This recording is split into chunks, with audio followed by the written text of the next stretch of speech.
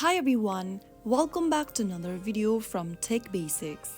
In this video, I'm gonna show you how to update Candy Crush Saga application on your mobile device. If you're looking for a way to update to the latest version of Candy Crush Saga, then follow the steps. Open your Google Play Store or your App Store depending upon your device's type. Now, tap on the search button at the bottom right corner and go to the search box at the top of the screen.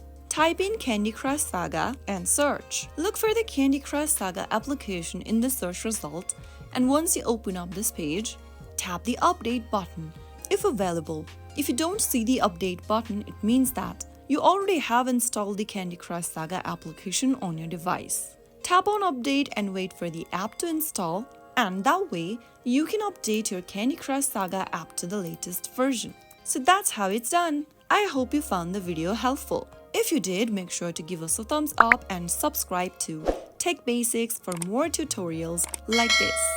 I will be back again in the next episode. Thanks for watching.